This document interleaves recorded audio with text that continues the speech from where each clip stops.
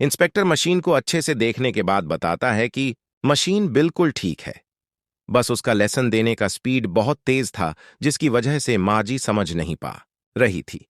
वह मशीन की स्पीड को मार्जी की उम्र के हिसाब से ठीक कर देता है। इंस्पेक्टर यह भी बताता है कि हर बच्चे के लिए अलग अलग मैकेनिकल टीचर बनाए जाते हैं, ताकि हर बच्चा अपनी स्पीड से पढ़ सके। यह सुनकर मार्जी को अच्छा नहीं लगता, क्योंकि वह चाहती थी कि मशीन सच में खराब हो जाए। इंस्पेक्टर के जाने के बाद मार्जी फिर से उसी कमरे में बैठकर पढ़ने लगती है। मैकेनिकल टीचर स्क्रीन पर आता है और उसे जियोग्राफी का लेसन देता है, लेकिन मार्जी का मन पढ़ाई में बिल्कुल नहीं लगता। उसका ध्यान बार बार टॉमी की किताब की तरफ चला जाता है। वह उस किताब में लिखे पुराने स्कूलों के बारे में सोचने लगती है।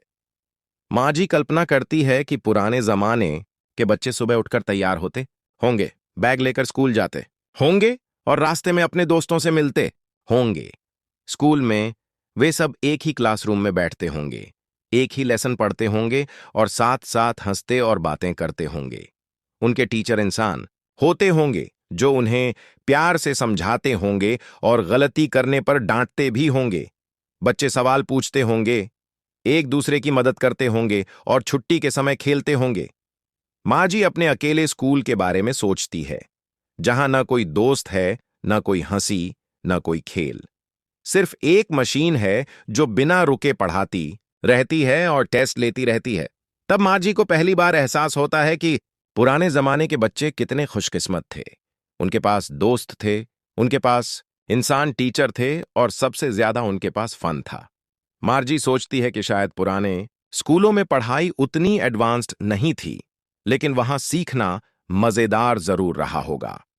कहानी यहीं पर हमें यह सिखाती है कि टेक्नोलॉजी भले ही एजुकेशन को आसान बना दे, लेकिन इंसानी रिश्तों की जगह नहीं ले सकती।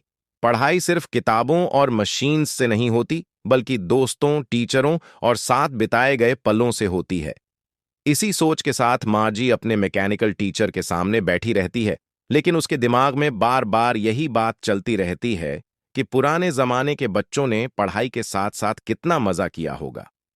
यही वह मजा है जिसके बारे में कहानी के अंत में कहा जाता है कि Those children must have had a lot of fun.